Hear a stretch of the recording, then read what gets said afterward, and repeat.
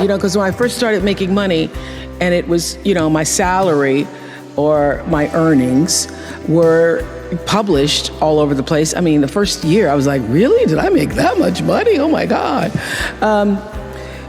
It was very difficult for me to figure out where my boundaries were because I'd grown up poor and didn't have anything. So it's easy when you don't have anything and people ask you for money. And they say, I need $500. And you say, I don't have it because I'm just trying to get my rent paid. It's harder when your multi-million-dollar salary is now in the paper and you get a lot of friends and cousins you didn't have before. So how do you set boundaries for yourself? I was having trouble setting boundaries for myself for even strangers. People would just show up at my door in Chicago and say, Oprah, I left my husband, please help me. And I would, because she knows I have it. So don't try that now though, okay? Don't try that now, I figured it out. So what I learned is that, the reason why people keep showing up is because my intention is to make them think that I'm such a nice person that you can ask me for anything, you can get me to do anything, I'm gonna say yes, I'm gonna say yes. So when Stevie called me this time, I thought I'd try out my first no on Stevie. Let's start big. He wanted me to donate some money to a charity, and I didn't want to donate to the charity because I have my own charities and I care about a lot of people, but the problem is when you have money, everybody thinks you just want to give it to everything. So every letter I ever get starts with, we know you love the children. Yes, I do love the children, but somebody else is going to have to help the children. So I said to Stevie, no. And as a person who has that disease to please, I was waiting for him then to say, I will never speak to you again. I will never call you. I will never sing a song for you. And he didn't. He just said, okay. Okay?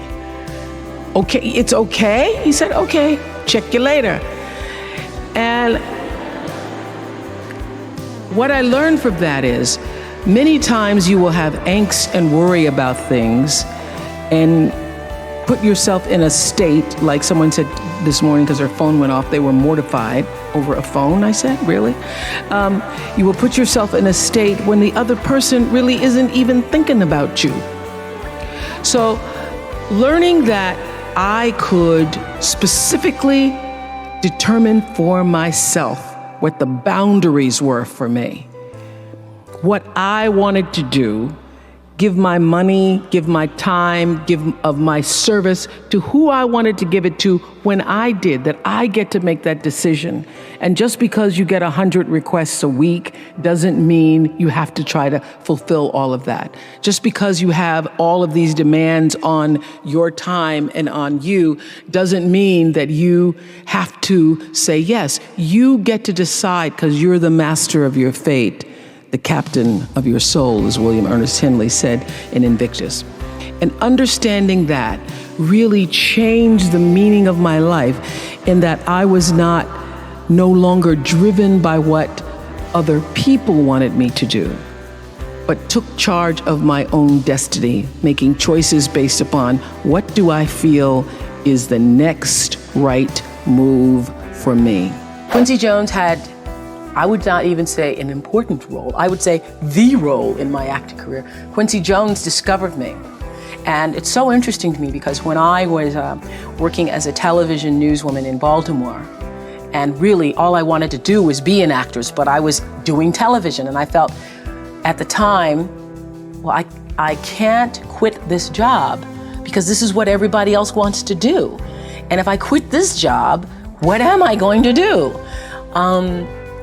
And I was going to a speech coach at the time that the station had sent me to. The broadcasting school, they sent everybody to the same woman. And I was telling her, I really don't want to do this. What I really want to do is act. And she says, my dear, you don't want to act. Because if you wanted to act, you'd be doing it. What you want to be, my dear, is a star. Because if you wanted to act, you'd be waiting tables in New York. And I thought, now why am I going to wait tables if I'm already working in TV? So I said, well, what I think is going to happen is I will be discovered. because I want it so badly. Somebody's going to have to discover me. And she said, you just dream. You dream, you're a dreamer. So when it happened, I called her up. I said, you will not believe this. I got discovered. And it really was a discovery. It's like one of those Lana Turner stories, only it wasn't a drugstore. He was in his hotel room, saw me on TV. It was unbelievable. So the interesting thing about that is that I truly believe that thoughts are the greatest vehicle to change power and success in the world. Everything begins with thoughts. I mean, the chairs that we're sitting in, the room that we're in, all started because somebody thought it. So I thought up The Color Purple for myself. I know this is going to sound strange to you. I read the book. I got so many copies of that book. I passed the book around to everybody I knew. If I was on the bus, I'd pass it out to people. And when I heard that there was going to be a movie, I started talking it up for myself.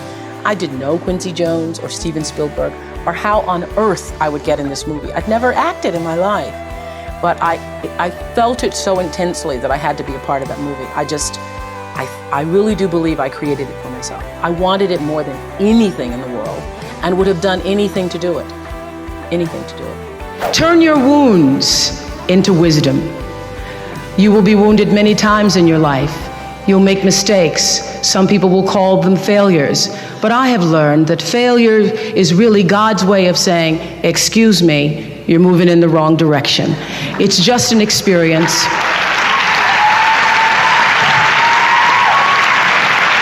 Just an experience. Just an experience.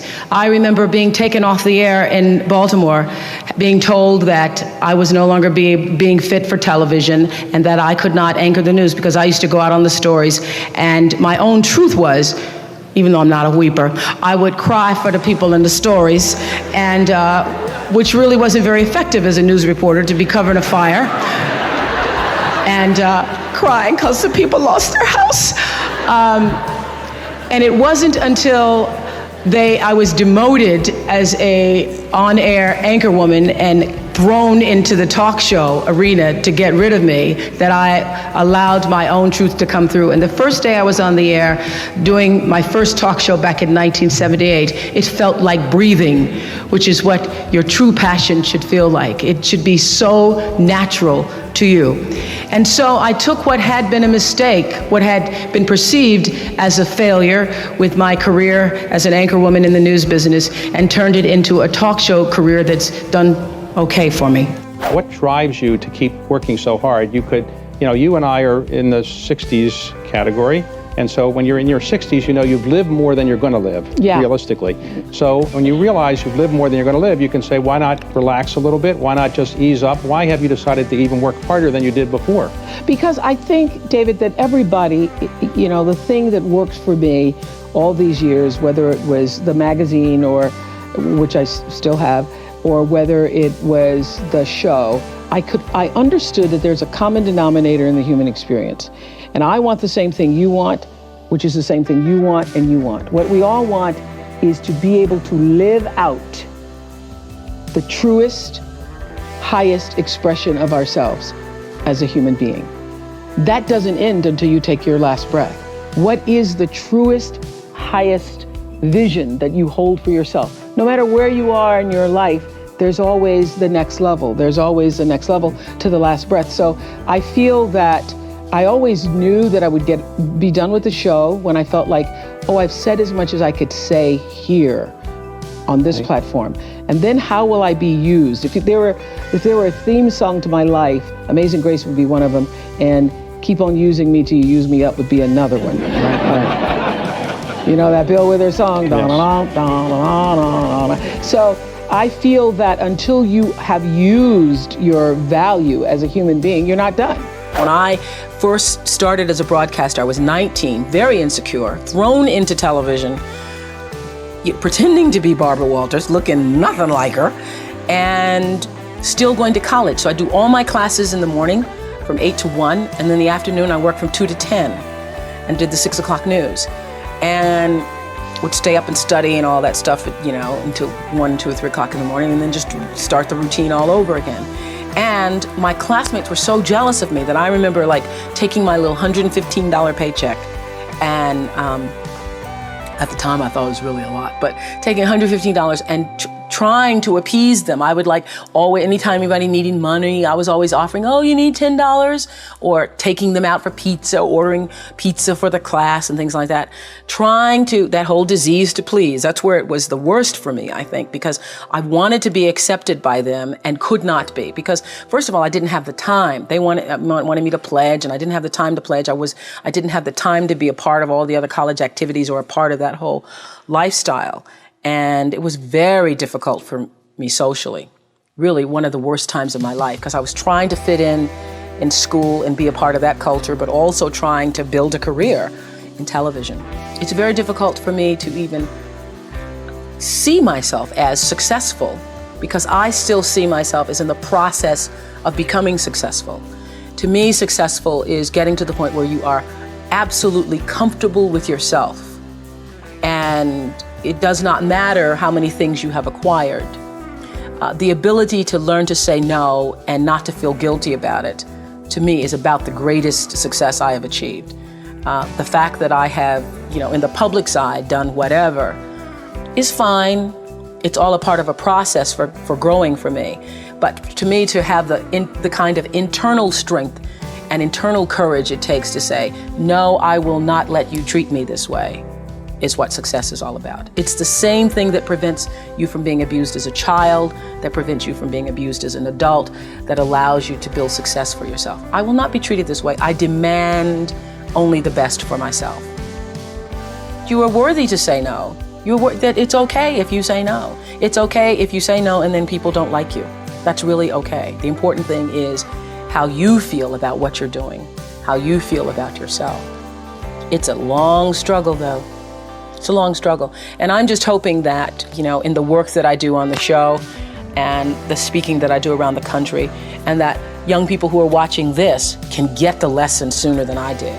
Because it's painful, because you keep repeating it over and over and over until you get it right. And what I found is that every time you have to repeat the lesson, it gets worse.